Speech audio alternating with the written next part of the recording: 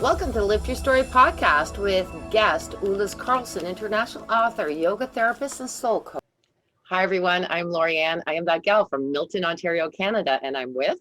I am that guy. I am Roy Miller from Dallas, Texas, and we would like to welcome you to our Lift Your Story podcast. In this episode, we have Ullis Karlsson, and she's an international author, yoga therapist, and soul coach. Thank you so much for being here with us. Yeah.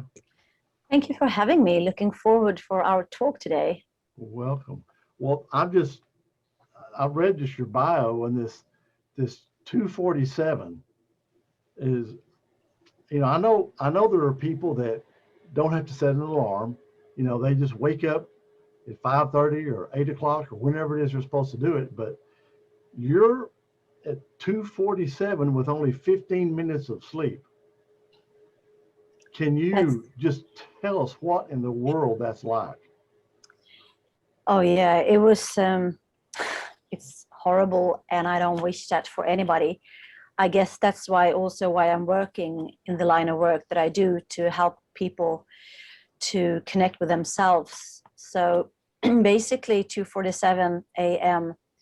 is the title of the book, as you said, Roy, and it's about my autobiography where I was depressed, burnt out, suicidal, and with a lot of things going on in my life, being a single mom, sort of out of the matrix, and have to take care of myself and my kids whilst being suicidal and burnt out. And so it's my journey back to become whole again. I guess you can say that in like that's the short version. Okay. Well, I was just going to say, that's a really difficult position to be in, too, being a single mom and feeling suicidal. It was. It was much horrible. As you love your children, there's still that block that, yeah. It is. And I was I was like a junkie. I couldn't stand any noise or any sound, and with only 15 minutes of sleep every night. And as I woke up to 47 each night, and I woke up from these horrific nightmares where I was being tortured and slaughtered and murdered every night. So I saw myself die, and there was a lot of blood and splatter. So yeah, it was a very painful time of my life. And I actually tried to commit suicide like one time, because every morning I was standing here with all my pills for depression, or pills for sleeping disorders, or pills for anxiety, or for stress, or for this and that. But I was actually literally saved by my, at the time, very small children. So they unknowingly saved my life, not once, but many times. But one time when I actually took all these pills that I had in my hand. And then I woke up at 2:47 also, by throwing up, actually. So I wouldn't be here today with you guys if it would have worked out according to my own plan. Well, having those kind of nightmares, I mean, I can't imagine having nightmares over and over like that. But I could understand why you wouldn't want to go to sleep, because that's what's going to happen. You're going to have those nightmares. And yes. You said you were burned out. Now, was that like work, home, kids, this, that, and the other, or was it something specific? Something specific, yeah, because it's so easy to put these like mental illness and mental disorders, like my boss is like this, or I'm in a horrible relationship. But actually it was all my own creation, because I never expressed who I was or how I felt, and I suppressed all my emotions. I suppressed all my stress. And I always felt the need of being the good girl, like I had eating disorders and I was at the gym. And so I always was moving, either mentally in my thought, which was like a monkey mind, always swirling and swirling with a million of thoughts at the same time, or I was always into the next project or moving, because that was one of my many strategies, just to keep myself above the water, so to speak. So yeah, it was horrible. And it was also like I had sleeping disorders for such a long time, and I was depressed for such a long time. And eventually it just came to this: either I'm gonna live, and then if I'm gonna live like this, I know that I will be dead soon, or I need to change my life, and I need to make a whole new life for myself and for my kids. So when you decided to make the change, I mean, that was a wholly big mindset shift, right? So how did you go Yeah. about doing that? So it's not only about a mindset either, because everything is stored within the body, actually. Like we are driven by 5% of consciousness. That means that each and one of us have 95% of our subconscious or unconscious mind running programs. And we think that we have these conscious choices. So I had stored all my traumas, like sexual, physical, mental, emotional abuse, within myself for decades. And your soul always wants to that you are evolving and that you move forward and to be aligned who you are at the soul level. But I never allowed this, because I had all this trauma in my body. So it's not only to shift your mindset, you have to free your whole body from these stored, I call them frozen emotions.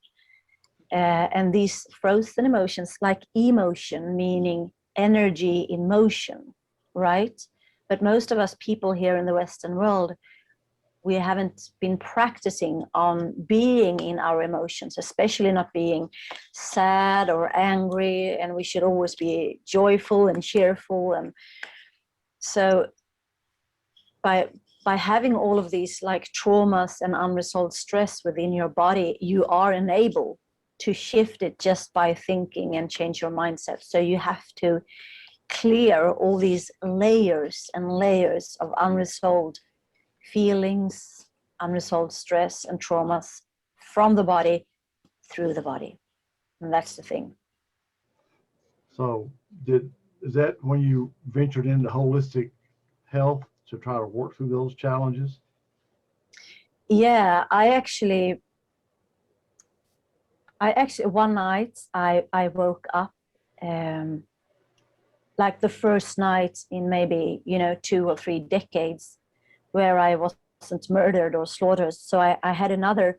It was like I was levitating, and I was on my favorite spot in my whole world, which is in the Swedish. I'm a Swede. The Swedish archipelago, an island. And I saw myself just like levitating and doing some yoga asanas, yoga movement. And then that morning when I woke up, also after only 15 minutes of sleep, but at least I wasn't tortured and murdered in my sleep. And then I found a mail in my inbox, which was about yoga for depressed people. So I entered this course. It was only a 10-week course. And then it showed up that this course was eventually going into a longer program of becoming a yoga therapist. And I didn't have any money. And as I told you, during my period when I was really down and really depressed and sick, my husband wanted a divorce. So, and I could feel that this education was really going to be something that, my soul was longing for, and like a big healing journey for myself.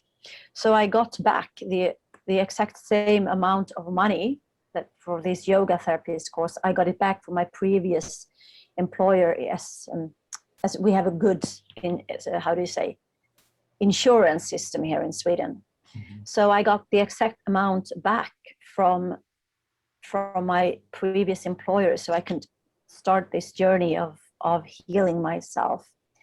And then in the last week of this like 1.5 long one and a half year long program, there was this woman who came, and she was having yoga for traumatized people. So it was even a deeper level and more subtle level. And I just felt that I really need to participate in this as well, because I could see there was some light at the end of the tunnel. It was not just pitch black. I could see the light in the tunnel. And again, I didn't have the money, but then I got back the money, except the same amount, to participate in this program, which was like 2 years.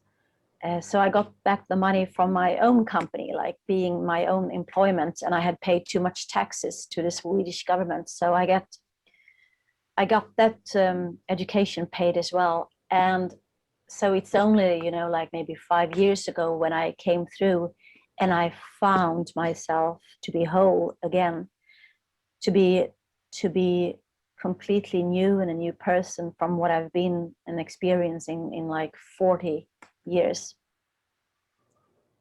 When you were going through the yoga process, from when you started as you went through, did your nightmares subside during that process? It did. It turns out that the more I turned inwards and transmuted and transformed all these traumas, like when I faced them, I embraced them, I acknowledged them, and it was like I was experiencing all this fear and this pain again. But it is like this, and this is also in my line of work, that when you are witnessing something, when you have your conscious on something, that things is changing, it dissolves and becomes something else. So it is, for me, when I had all this burden in my body, for decades, when I didn't acknowledge it, I was too scared, and it hurt too much to turn inwards and to face them. That's also one way of having them accumulating within you, in your unconscious or subconscious mind. So by turning and actually really facing them and acknowledging my traumas and what I've been through, that's when I could start to heal. So a lot of inner work and a lot of feeling all the pain that I had suppressed for so many years. Have you worked with anybody that was in as dire straits as you were when you started? Sorry, can you please repeat the question? Yeah. So have you worked with people that were as bad or even worse off than you were? No, I think I was the one that was in the most bad shape, but I've helped thousands of people to clear their stored traumas in the body. So and to answer your question, to come back to that question, so everything that I have experienced in my own healing journey, this is also what I am applying to others. And with everything combined that I have studied, I've been doing a lot of courses in soul realignment practitioners, soul coaching, a lot of different healing modalities, different kind of yoga practices for 28 years, tantra, quantum physics. And all these combined, I have developed my own kind of method, and also yoga for empaths and for highly sensitive people. That's a good one. Yeah. It is. Yeah, the empaths really do suffer quite a bit if they don't know how to handle themselves. It's great to be an empath. You just have to know how to be strong enough to be one, really, in a sort of funny way. Yeah. Exactly. And all the yoga that has been on the market has been either too much in the masculine essence and too hard on you if you have a lot of pain and traumas within the body or in the soul. So a lot of yoga that is on the market are too harsh and too heavy. Even yoga for in the feminine essence, which is like yin yoga. If you have too much pain or too much trauma in your body or mind or spirit, even that kind of yoga is too heavy because it can backlash on you. So the thing that I've developed through the years is more, it's very potent, very powerful, yet very subtle and very much in the in the compassionate energy of the feminine. So this is also what I write books about, the essence of the feminine and the masculine, and how we both need them, regardless if I'm in a female body or in a masculine body, we have them. But in the Western world, we are too much in the lower frequencies. We are too much in the immature, in the subconscious energies of the feminine, and the subconscious or unconscious energies of the masculine. And what is needed, especially at this time when a lot of things also going on, in the outer realms, we need to increase our own consciousness to the mature, to the conscious feminine, and the mature, the conscious masculine. But this is like a big struggle for us Westerners, because we are too much in the lower frequencies. I can give you 2 examples of like the immature feminine and the immature masculine, what I mean with that. So the immature feminine, one way of being that can be being manipulative, right? So we see it everywhere, like from media to individuals to collective to politicians, by being manipulative. And that is the unconscious or very immature feminine essence. And then we have the immature masculine essence, which can be to be the good girl or the good guy, to always strive for something more, strive for more money, for a higher job, for higher education, to be good at, to be a good parent, to be a good. So just by being this good girl or a good boy, or we are maintaining the lower frequencies. We remain in the lower consciousness instead of rising into the mature feminine essence, which is all about hearts and compassion, and the mature masculine, which is also clarity and vision. We can cut through all the bullshit with the clarity and the vision of a better world, not only for me and my family, but for all of us. So we need both the essences of the feminine and the masculine, but we are not there. We are still lingering in and remaining in lower frequencies, which is, since we are leaking energy and it's stored within in our bodies, if you get what I mean. Yeah, it's like toxicity. They talk about, cleansing your body of, and eating healthy and all of that stuff, but that's not getting rid of all the other toxicity that's in there that is caused by what you were saying, trauma and things that we haven't dealt with. So, I mean, Exactly. It's not really the right terms, but you almost think about, the demons and exorcising them. Yeah, right. It is. And also, like, we are both yin and yang. We all have, like the light and the darkness within us. So everything that I see in the outer realm, that I know, the wars or rapes that we do on each other or on Gaia, Mother Earth, it's also existing in me. So we all have it. We all have the polarities of good and bad. We all have the polarities of heart and compassion, and also being ignorant. So in a way, you're right. But the only thing that you're taking care of is your own demons, transforming your own inner fears and your inner traumas and inner pain. So, and the more you transform them, the more you can be in the light, in the love and the compassion. Yeah. Well, you're talking about coming into your own heart and being heart-centered. Yes. Right? That's what you're trying to do, get people centered. Yeah, that's what I try to do. Exactly. Yeah. And also, again, we are so much in the ascending flow, and that is the masculine flow. We also have it so much in our language, like we want to climb the ladder of career, and we want to have a higher position, higher education. We want to be enlightened. We want to have higher perspective, right? So we are so much in the ascending flow. And this flow takes us away from our bodies and away from our hearts.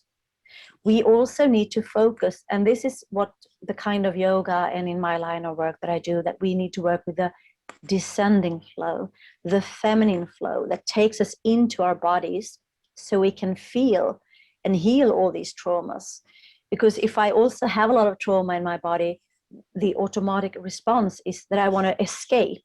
I want to, fly away from all my problems that I have with my body or in my body. And this is also one way to maintain them. But so to work in the descending flow, we need to pull down the energy into the body to be fully present in the body. And the word rehabilitation also means to fully live within your own body. And that's where healing occurs. And when I descend into the feminine flow, into my body, into my heart, and also when I'm grounded to Mother Earth, then there's no need for me to take out and to project my pain and my inner shit on others. There's no need to rape Mother Earth. We don't need to kill, or do anything if I am grounded and in myself. And the ascending flow of the masculine and the descending flow of the feminine, they meet in the heart, right? But so if we have too much trauma and too much fear, because basically there's only like two really true emotions. It's fear or it's love. And then we have all these other emotions like in the whole spectrum between. But again, so we all are and we all have fears within us, right? And we all have the capacity to love. But for thousands and thousands of years, we have been living in the fear-based societies. Like we are scared of not being good enough, scared of not having enough money, scared that somebody will come and take my land or whatever. So we have been living in this fear-based society for thousands and thousands of years. And when you are too much in the fears unconsciously, you haven't got access to your heart, right? So that's why you need to sort of pull out the weeds by its roots before you can sow new seeds. It's good sense.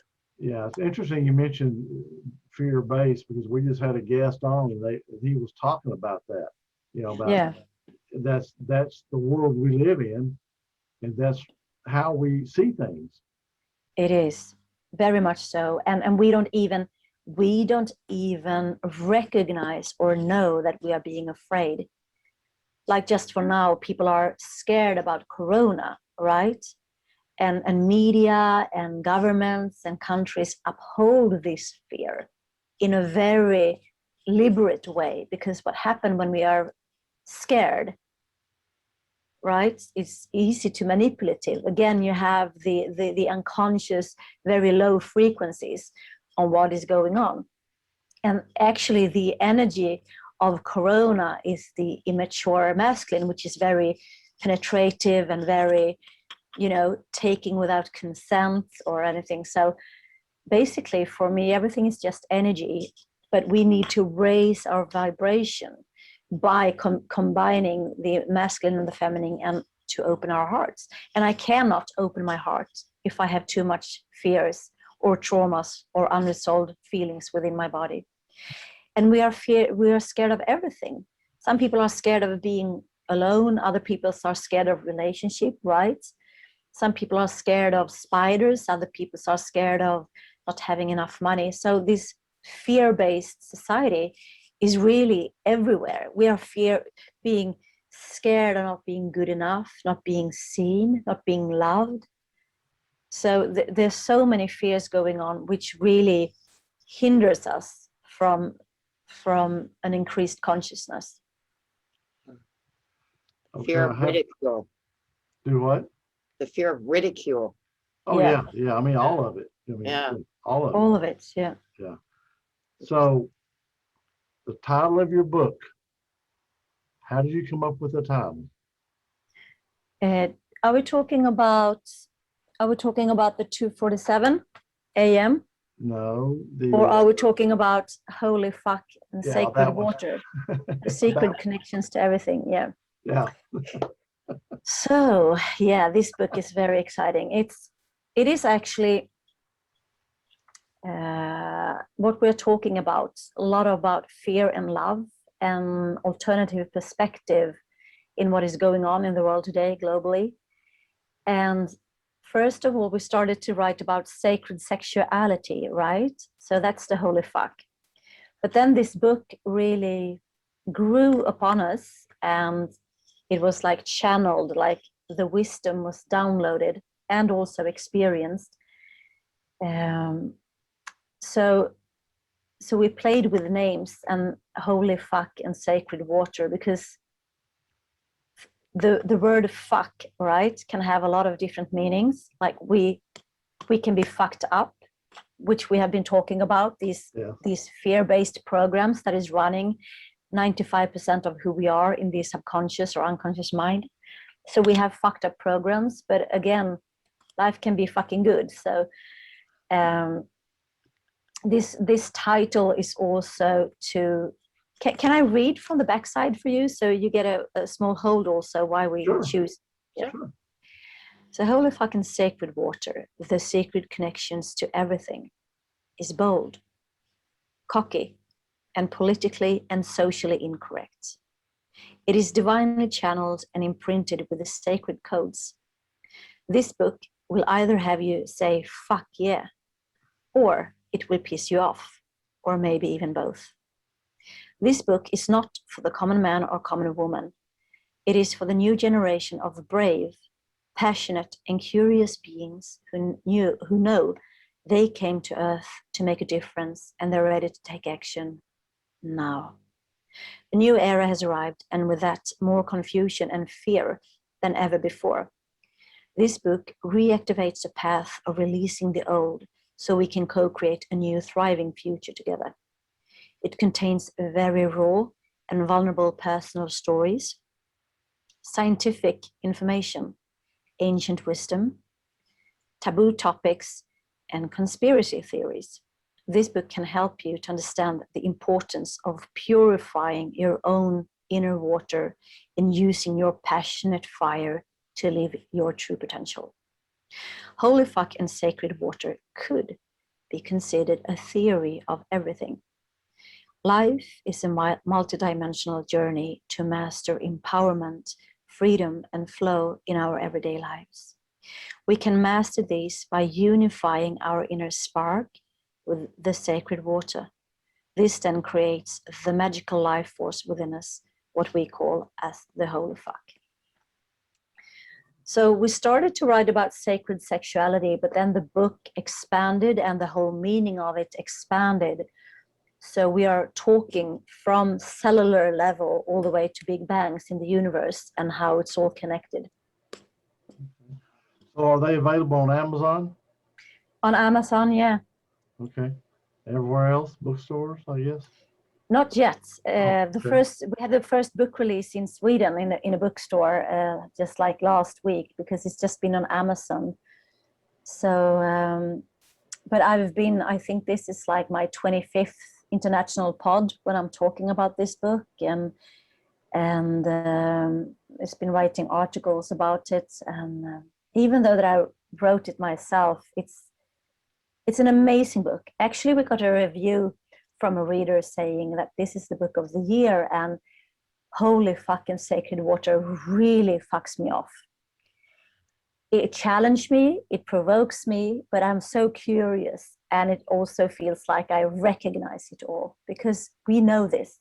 It is like, for us, it became a universal truth that we have forgotten, but it resides within each and one of us in our inner water, like we contain of 70% of water.